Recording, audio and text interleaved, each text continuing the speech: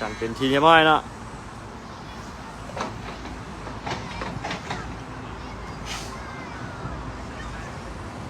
ในนัดนี้ WAG มาในชุดสีเขียวแต่เชียนี่มาในชุดสีเหลือง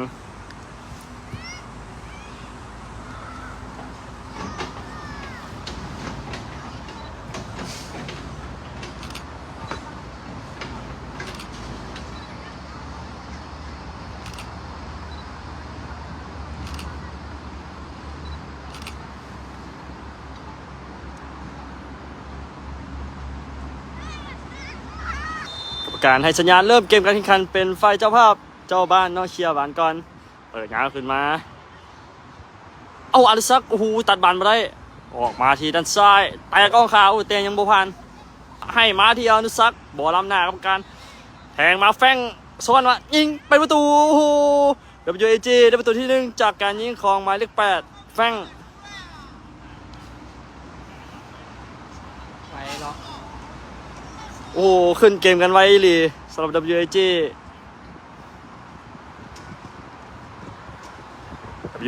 ขึ้นนำเจียนยินไปแล้ว1ประตูต่อ0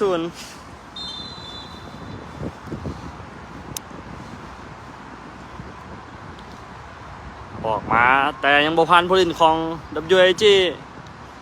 ให้เข้ามาที่แฟงแหนมเบิงมูแล้วให้เข้ามาทางเดินกลางเอาดูซักโอ้โหหลอกจังหวะ1สวยงามลูกนี้โอเว่นว่าจังไหนยิงโอ้โหออกข้างไปออกหลังไปขอไปได้เป็นเพียงบาดตั้งเตะจากหน้าประตูทางด้านเจียนยินเป็นกำลังใจให้น้องๆ WAG ของเรามาอยู่ที่อนุซักตัดมาได้อนุซักเนี่ยเข้าซ้ายโอ้โหยังยิงบ่ได้แต่เป็นลูนี่โอ้โหเข้ามายิงแทนโอ้โห WAG ได้ประตูที่2จากการยิงของหมายเลข16โอ้ลูนี่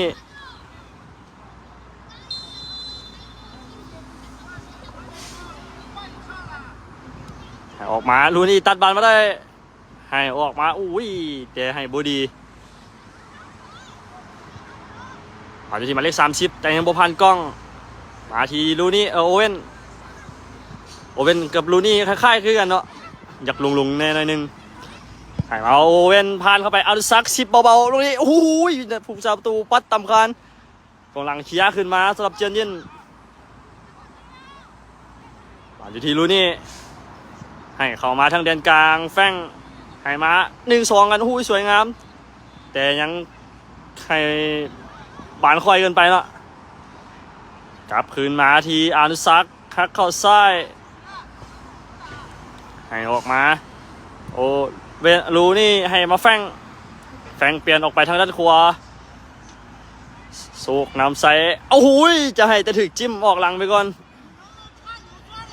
กรรมการให้เป็นบานเตะมุมฝั่ง WAG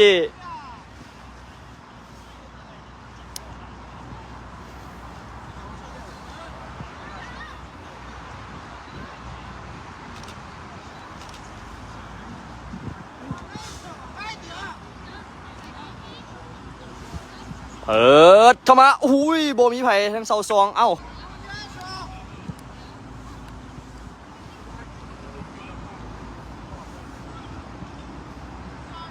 ตะวันปล่อยบอลเอาข้างไปให้มาที่แฟงให้คืนหลังมาที่กล้องให้ออกมาทางด้านขวาโอเว่นลูนี่ดึงจังหวะนึงให้เข้ามาทางแดนกลางดูซักปล่อยมาที่โอเว่นลูนี่ยิงลูนี่เป็นประตูWAG ได้ประตูที่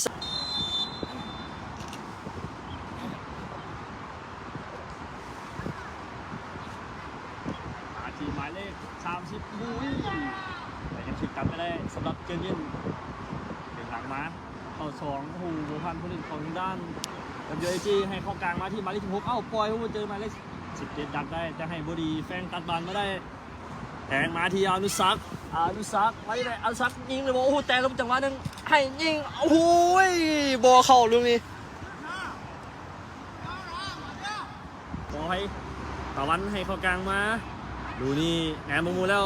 ให้เข้ามาที่แฟงอนุซักเบิ้ลจังหวะเดียว ขึ้นมาแฟงให้มาที่อานุซักไปบ่ได้โอ้โหให้ขึ้นมูไปบานอยู่ที่ลูนี่ดึงก็ขึ้นมาให้มาที่แฟงนี่คัดแบ็กออกมาเป็นประตูWAG ได้ประตูที่ 4จากการยิงของอานุซัก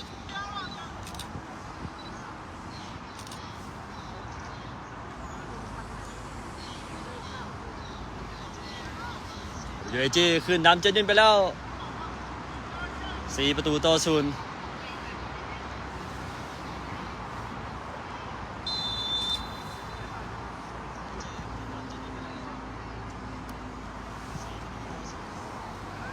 เอาไปทำชิปลุดไปจะจบได้หรือวะคู่เขามือผูก3 ประตูก็เป้คว้าไปได้ให้ออกมาสั้นๆที่ตะวันให้มาหมายเลข3โอ้โหสวยงามลูกนี้มาที่อานุซักโอ้โหถึงดักไว้ได้หมายเลข5เจดินขอให้หมายเลข16จะให้กับหมายเลข30แต่ไปไม่ได้บางทีโดเวนไปมายิงเองเลยเอ้าเป็นประตูโอ้โหยิงมุมแคบเลยลูกนี้WAG ได้ประตูที่5จากการยิงของหมายเลข17โอเว่นWAG ขึ้นนำจะเย็นไปแล้ว5 ประตูต่อ 0ถือว่าขึ้นนำไว้เนาะสำหรับเกมนี้ยังบอกว่า10 นาทียิงไปละ5-0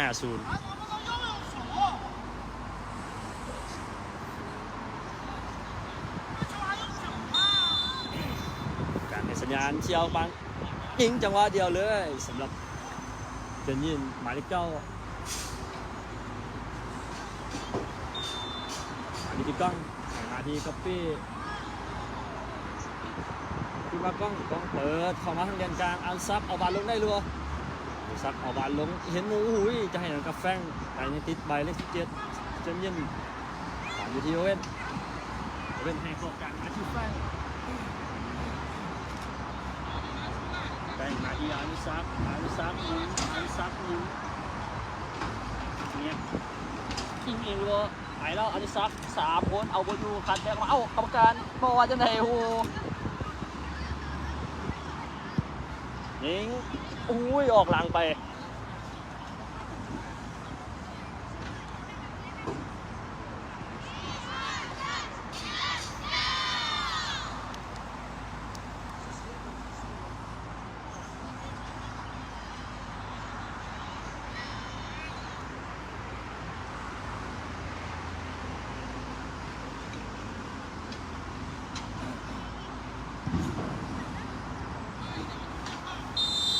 บานคูชิกอยู่หน้าโกนกรรมการให้เป็นบานฟาวล์ให้กับเจนยิน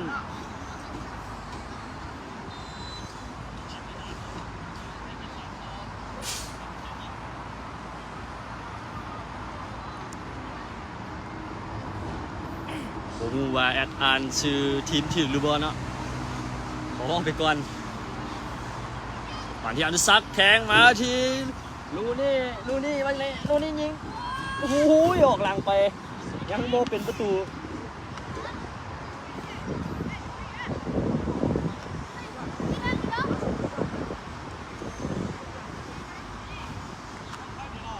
เป็นบานตั้งเตะจากหน้าประตูทางด้านเจียนยิน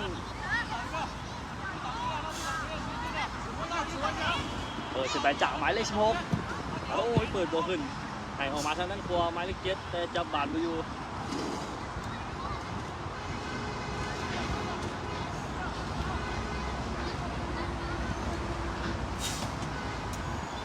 อาทิตย์ตะวันกรรมการให้เป็นบานฟ้ากับเจียนยิน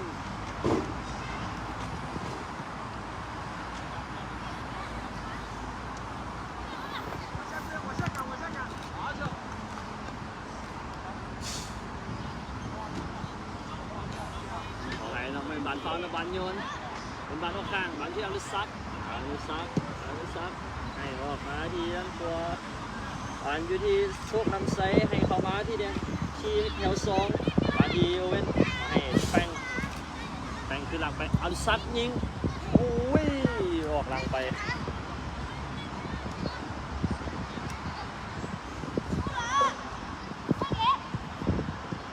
บานตั้งเตะจากนายประตูเจนเย็น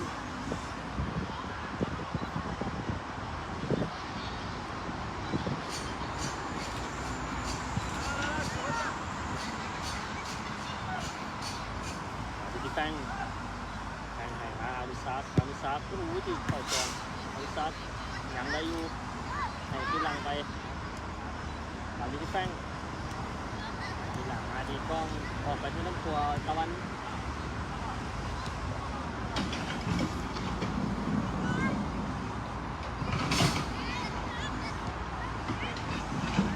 บาลีดีโอเว่นหักเข้าไปในอาริซาโอ้ยจะใส่บาทเดียว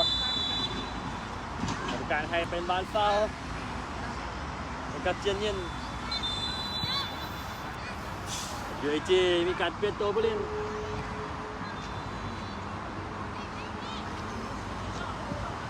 แข้งออกมาเล็กมาออกมาเล็ก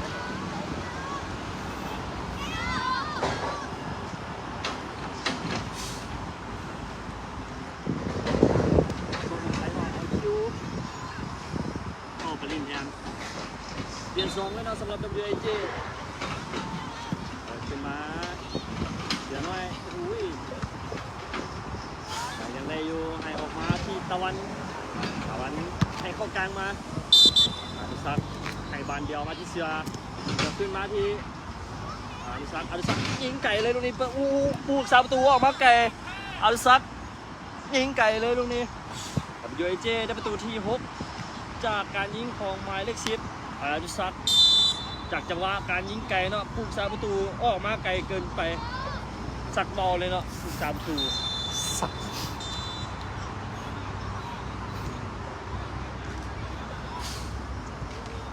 เดี๋ยวจี้ขึ้นน้ำเย็นไปแล้ว6 ประตูต่อ 0แล้วโอเว่นลูกนี้โอเว่นยิงเองยังติดผู้สาประตู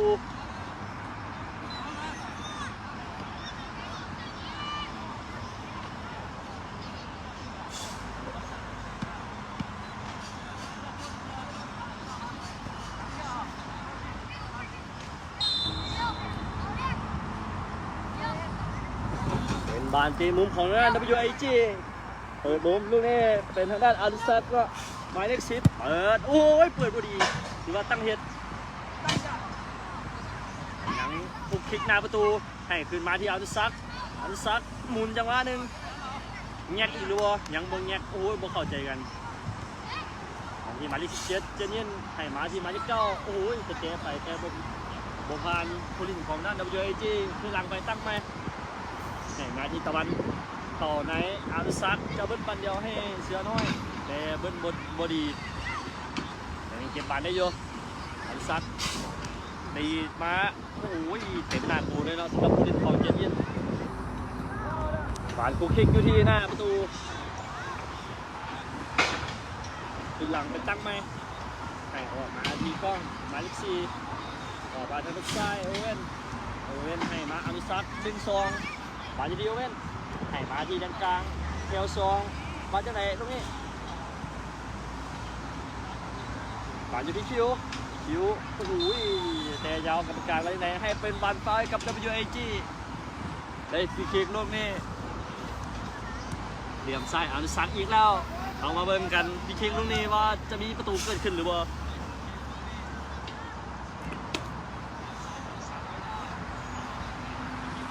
ช้าประตูสร้างกำแพงแล้วเอากำแพงเมืองจีนมาตั้งไว้เลย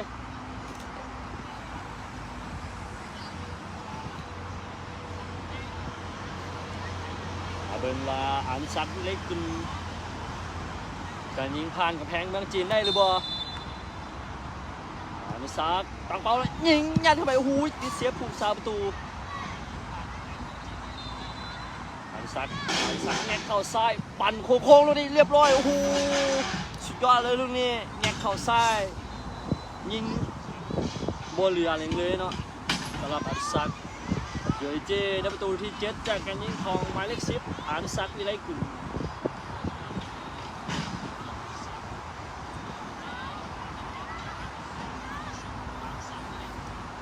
WIGขึ้นนำจะยิงไปแล้ว7 ประตูต่อ 0ถือว่ากินเต็มเนาะกันนี่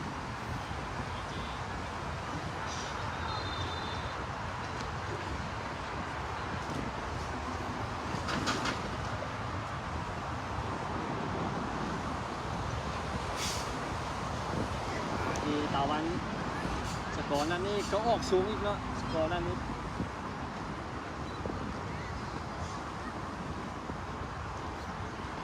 ดีรู้นี่ให้ออกมาด้วยน้ำฝ้ายกล้องต่อไหนมาอารุซับให้มาจะให้กับโอเว่นแต่ยังไงอยู่โอเว่นมาจะได้ด้วยโอเว่นตบแลนให้มาที่เสือน้อยยังถึงตัดไม่ได้มายังอยู่ที่อารุซับให้มาที่โอเว่นเจ้าให้กับอารุซับคืนแต่ยังติดบล็อกผู้ดินของเยนนินมาเลข30ใครได้ก็บอลพันกล้องเลยบอลหยังบอลพันกล้องให้มาที่ด้านกลางอารุซับหลอกจังหวะหนึ่งสวยงามตรงนี้เอาถึงรถดักคืนมาดีโอเว่นให้มาที่อารุซับดึงจังหวะหนึ่งผูกซาประตูเชียร์ยาวขึ้นมา WAG ยังได้บาลอยู่บุกอย่างเดียวนะสำหรับ WAG ครับเดินบุกเลยตรงนี้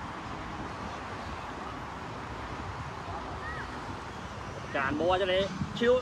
ยิงออกหลังไปได้เป็นเพียนบานตั้งเตะหน้าประตูเจนเย็น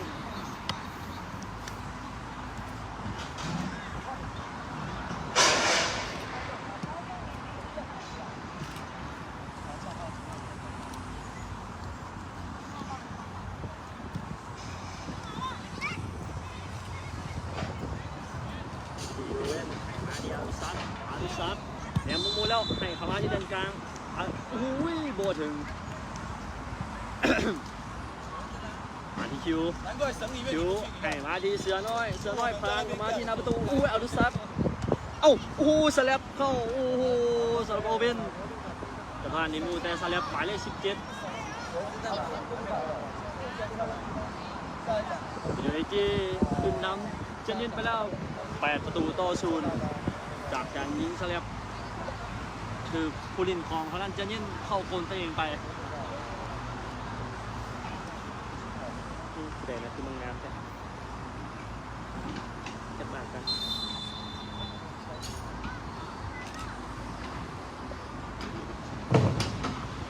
ที่บาทเลข9มาดี3ฮักอะไรยังมองฟานเสือแต่ยังได้อยู่สำหรับเจนยินถึงอาริสันตัดบาทมาได้แต่ยังโมวิทหมายเลข16แงกบาทหนึ่งเข้ามาทางเดินกลางมาเลข9ยังโบพาโนเวนใส่กันได้ดูบอลมาเลข9กัปตันทีมเป็นผู้ยิงก็ต้องเป็นกัปตันทีมดีโอเว่นทำยังไงโอเว่นยิงยังโบเป็นประตู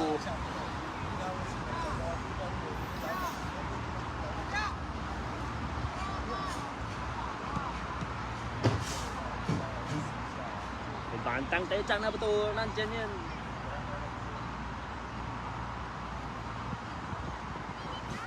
เสียดายว่าเก็บกินขึ้นมาบานบักม่วงล้นเนาะหางซัดมีขวดเงียบบาทหนึ่งเอาไส้ติดเบาๆยังติดเสียบผูกซาประตูยังบ่มีประตูที่เก้านะ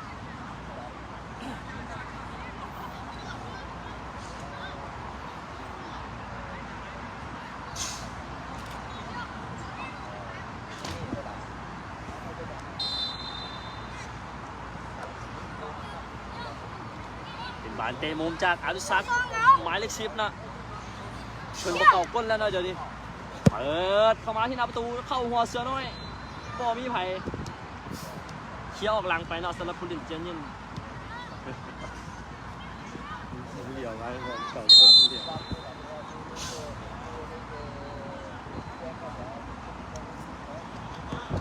บานเตะมุมของ WAG เตะมุมโดยหมายเลข3กล้องเข้ามาที่หน้าประตูบ่ให้เสียงกันสำหรับลูกนี้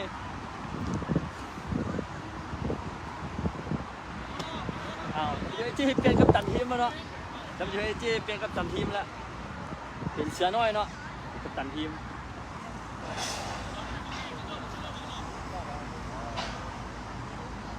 เดี๋ยวว่านักแข่งเนาะเสือน้อยผ่านไม่ได้เสือน้อยเจอหมายเลข9เราพี่สาวเบียดมาเมียงไม่ได้เลยนะมีหมายเลข30จับมันพอดีทันอยู่หมายเลข30เขาไหนยังได้อยู่ผ่านยิงเลย ผ่านมือกับปี้ไปเป็นบานกำลังไป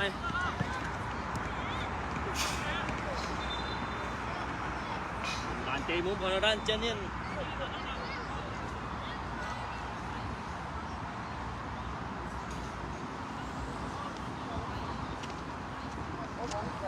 เตะมุมพันธยิตเนาะของเจนนิน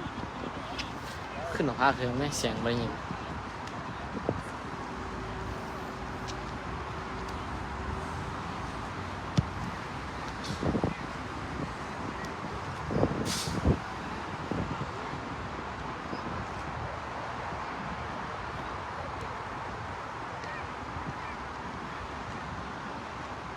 ที่อัดบานไม่ได้ผู้จะส่วนกลับแทนผ่านหมายเลข17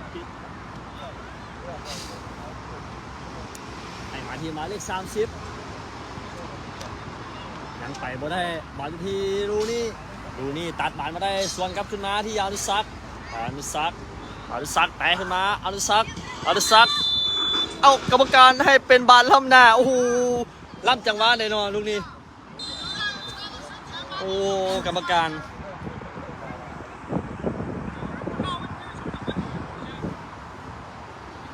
ให้เป็นบานล้ำหน้าเนาะบ่ฮู้ว่าล้ำจังหวะใดเอาต้องเบิ่ง VAR หรือบ่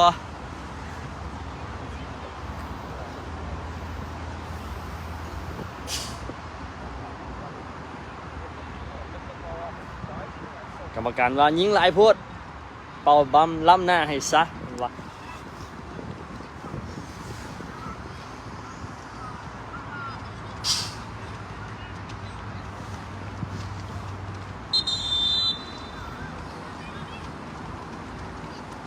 บาดอยู่ที่กล้อ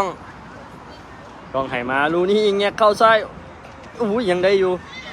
บาดอยู่ที่โอเว่นให้เข้ามาใน 1-2 กับอาริซักให้สวยงามตรงนี้โอเว่นจะได้หรือบ่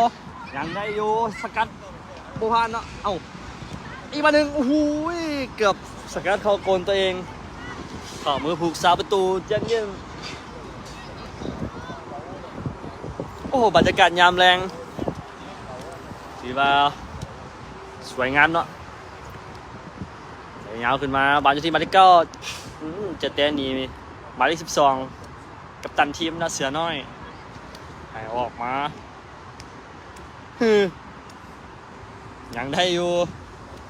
ให้ขึ้นหลังไปกัปปี้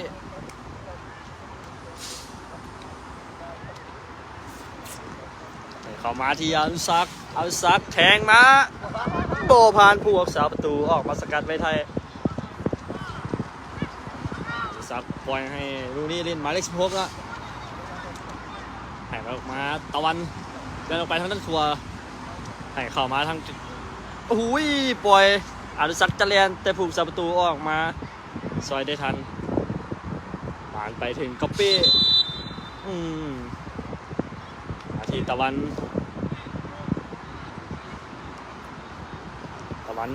โยนมาเสือน้อยจะตบแล้วเองหรือบ่หักเขาโอ้ยถึงไอ้จังหวะนี้กรรมการให้เป็นบานฟาวล์เป็นบานฟรีคิกของ WAG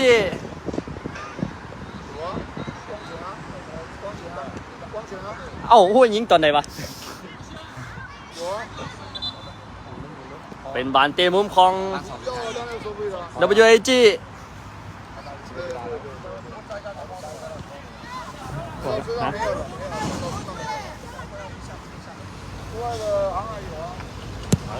เข้ามาที่หน้าประตูบอลมีไหวเจอยิงโอ้โหชิวหน่อยกรรมการในสัญญาณจบครึ่งเวลาทำนิด WAG คืนนำจะยิงไป8-0เดี๋ยวเขาพักครึ่งเวลาที่1กันก่อน10 นาทีแล้วจะมาเบิ่งเวลาที่2กันต่อ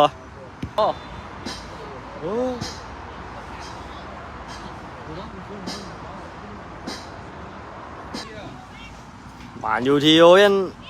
หักมาจังหวะนึงอนุสักแกเขาใส่ยิงโอ้โหยังติดผูกสาประตูแจกซ้ำแล้วเข้าไปโอ้โหยังติดผูกสาประตูยังเซฟไว้ได้เนาะสำหรับผูกสาประตูเจนนินให้คืนมาที่อนุสักเข้าซ้ายปั่นโค้งโอ้โหยังซ้ำอีกยังไม่เป็นประตูสำหรับลูกนี้ โอ้โหยังบ่เสียประตูที่เก้านะสำหรับผู้สาประตูเจนยินอารุซักไปบ่เดียวอารุซักหมุนจังหวะนึงหูยยังบ่ผ่านบุรินทร์ของด้านเจนยินให้ออกมาแต่คิวยังตัดไว้ได้ออกมาที่ด้านซ้ายขัดแบ็คขึ้นมาบ่ผ่านบุรินทร์ของเจนยินเฉียออกข้างไปแต่ยังเก็บได้อยู่บานอยู่ที่โอ้ยเก็บหรือบอลฮะสำหรับคิวโอเว่นนะขอไปเปลี่ยนเข้ามาทางด้านกลางเสือน้อยให้มาที่อารุซักนัดนี้ถือว่าเปลี่ยนกัปตันทีมหลายคนละหมุนจังหวะหนึ่งอารุซักให้มาโอเว่นหุยโบพันกองหลังของเจนยิน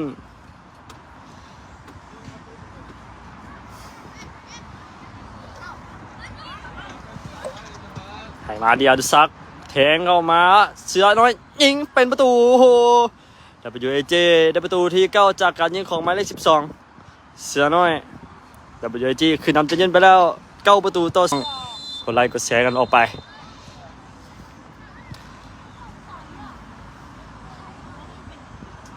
หาขอทั้งกลางลูนี้นะบอลมูแล้วชิวไปแล้วทันหรือบอลลูนี้อู้จับบานพอดีบานที่หมายเลข5ชิวน้อยให้คืนมาเสือน้อยให้เข้ากลางมาทีโอ้ลูนี่อู้จับบานยาวเกินไปอานุซักบานอยู่ที่เสือน้อยอุ้ยมันเคียบแล้วยังโต๊ะเข้าไปเสือน้อยผ่านเข้ามาโอเว่นลูนี่ยิงเข้าไปโอ้โหWAG ได้ประตูที่10จากการยิงของหมายเลข10สกอร์ถือว่าสูงเนาะนั่นนี่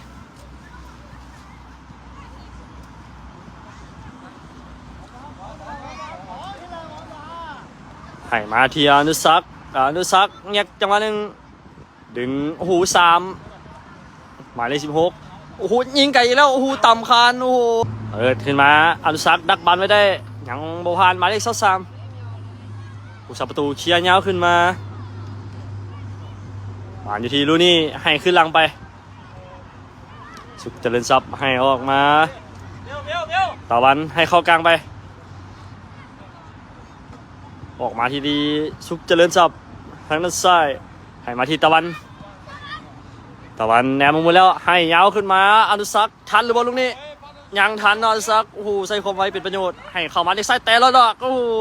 ยิงเองหรือวะยิงเองยังติดเสียผู้สาประตูซ้ำเอ้าโอ้โหยังบ่เป็นประตูโอ้โหเปิดขึ้นมาบอลที่ลูนี่โอเว่นมาที่อนุซักเข้าซ้ายยิงอีกบาทหนึ่งยังเข้ามือผูกสาประตูเจนยินยังบ่มีประตูที่11เนาะ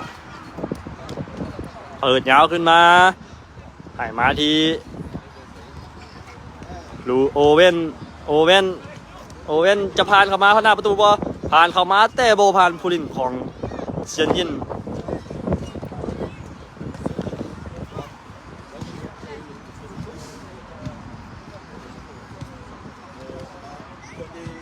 จะไต่ลบแต่ยังบ่ผ่านให้ออกมาตั้งไม่เนาะตั้งหลังไม่ให้มาที่อารุซักยังบ่ผ่านหมายเลข16เอาคุกคิกกันกรรมการบอกว่าจังไดให้ลินต่อมาออกมาที่โอเว่นโอ้โห1-2กันนะโอเว่นกับลูนี่ผ่านเข้ามาที่หน้าประตูบ่ผ่านกองหลังของเจนยินผ่านอยู่ที่แดนกลางจะให้อารุซักหมุนอารุซักไปได้อารุซักโอ้โหยิงสวยงามอารุซักแต่รอดผูกซาประตูเข้าไปยิงเองเลยลูกนี้ WAG ได้ประตูที่11จากการยิงของหมายเลข10อารุซัก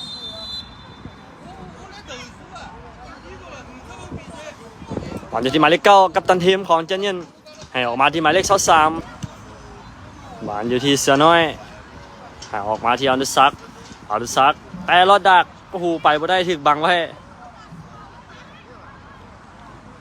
เป็นบานออกหลังไปเป็นบานเตะมุมของ WAG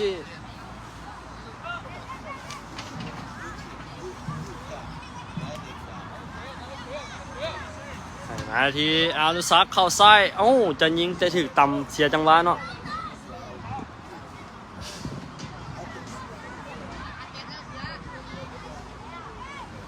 เอาเป็นประตูโอ้โห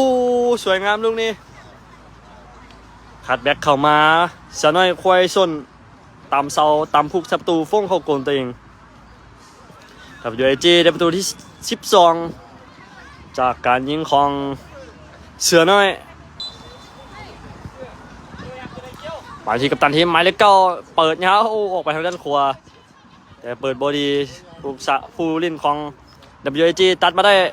ผ่านอยู่ที่โอเว่นแตะเงาไปโอเว่นแหกมาแนวมุมแล้วขัดแบ็คเข้ามาเห็นคิวแล้วขัดแบ็คเข้ามาโอ้โหยังโมพานผู้เล่นของแต่ยังได้อยู่ยิงเป็นประตูโอ้โห WAG ได้ประตูที่13จากการยิงของหมายเลข12เสือน้อยหมายเลข9เปิดยาวขึ้นไปบ่มีอย่างละ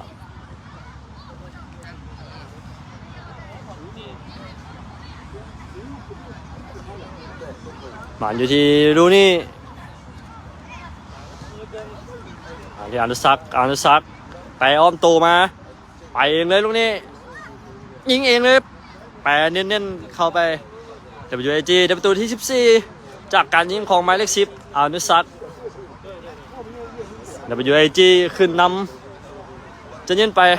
14ประตูต่อ0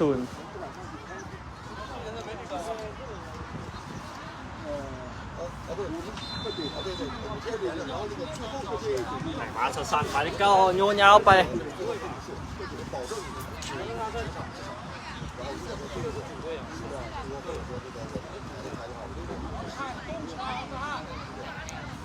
ผ่านไปที่กัปตันทีมหมายเลข9โอ้โหจะไปแต่ไปบ่ได้กองหลัง WAG เขียวออกมาปล่อยออกข้างไปเนาะสำหรับผู้เล่นของเจนยินอันทิตะวันเป็นบานโยนของ WAG คิวทุ่มยาวขึ้นมาหวานอยู่ที่เสือน้อยยังบุพันผู้เล่นของยังได้อยู่วันนี้กัปตันทีมโอ้สวยงามแทงลูกนี้กรรมการให้เป็นบานล้ำหน้าก่อนโอ้สำหรับเสือน้อยยืนอยู่ที่ตำแหน่งล้ำหน้าเนาะ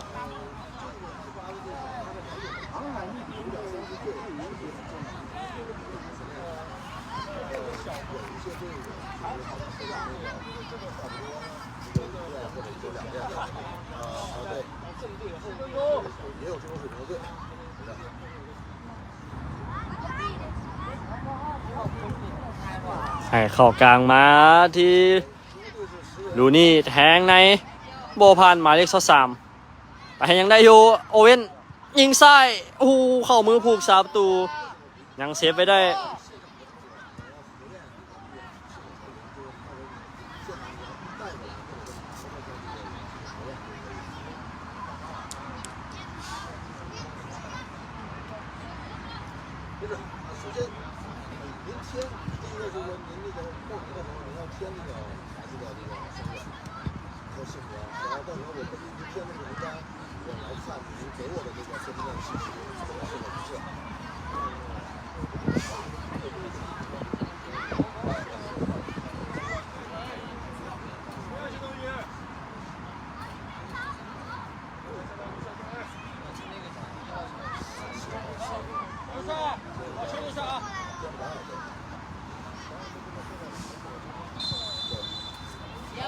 กรรมการให้เป็นบานฟ้ากับ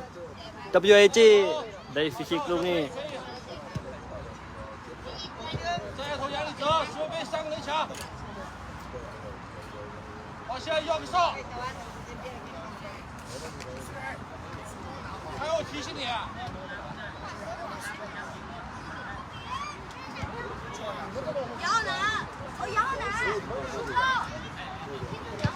มาเบิ่งการยิงฟรีคิกลูกนี้ของอนุสักดิ์โอ้โหเล่นลูกสูตรมาทีลูกนี้ซัดไก่เป็นประตูโอ้โห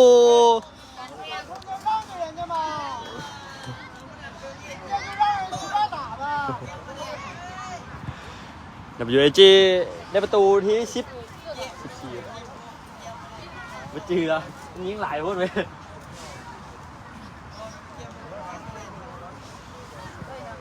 โอ้โห กัปตันทีมเจ้าประแดกหมายเลข16ลูนี่เนาะยิงไป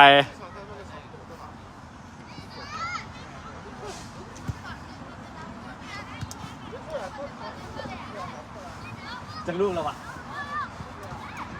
เพื่อนจังลูกแล้ว14 15ป่ะ他说的上一场，上一场这个是62。来表跟着那表过中。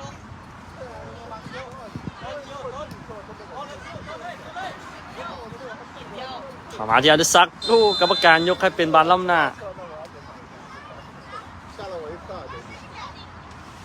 เขาจะมาแจ้งการแข่งขันอีกเท่านึงเนาะการแข่งขันในมื้ออื่นเป็นเวลา17:40อาจจะแข่งขันเป็นนัดที่3ในมื้ออื่นวันที่7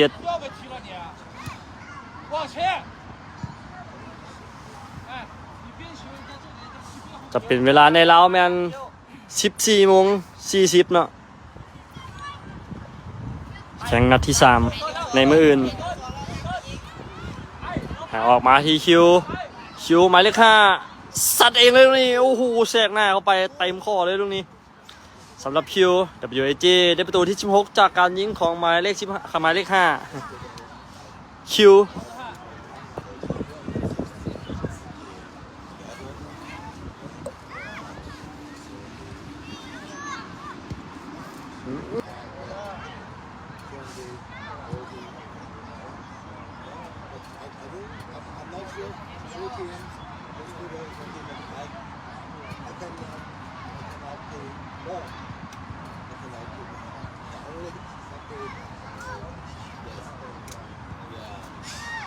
คือหลังมาตั้งกันไหมวันที่หมายเลข12ให้เข้ากลางมาที่อนุศักดิ์แงกเข้าซ้ายยิงเองเลยตรงนี้โอ้โหเรียบร้อย WAG ได้ประตูที่17จากการยิงของหมายเลข10อนุศักดิ์ WAG คือนำเจนยินไป17ประตูต่อ0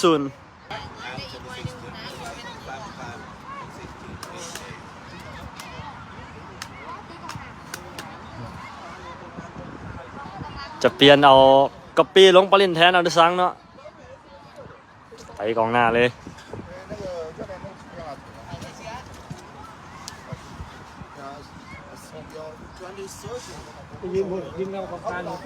มาที่อันเดอร์ซักแงกดึงยิงไกลเลยลูกนี้โอ้โหเรียบร้อยลูกนี้โอ้โหเกือบกลางเดินอันเดอร์ซักยิงก่อนออกก่อนเปลี่ยนตัวนะWAG ได้ประตูที่18จากการยิงของอันเดอร์ซักหมายเลข10โอ้สวยงามหลายเกือบกลางเดินเนาะยิงไกลเลย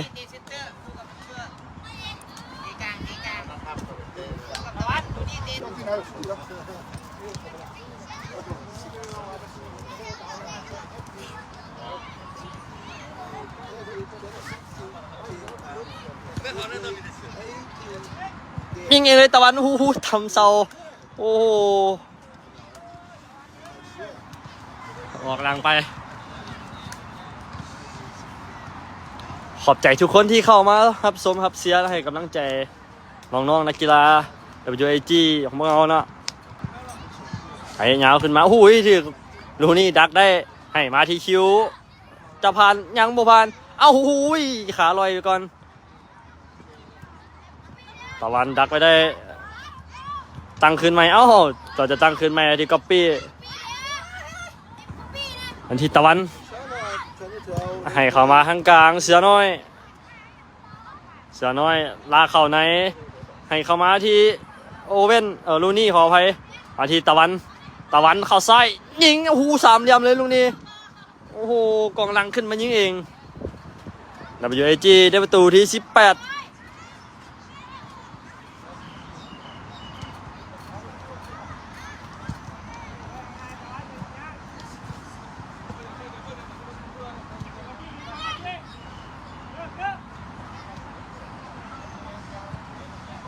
ยิงไปอีกแล้วโอ้โห WAG ขึ้นนำจะยิงไป19ประตูต่อ0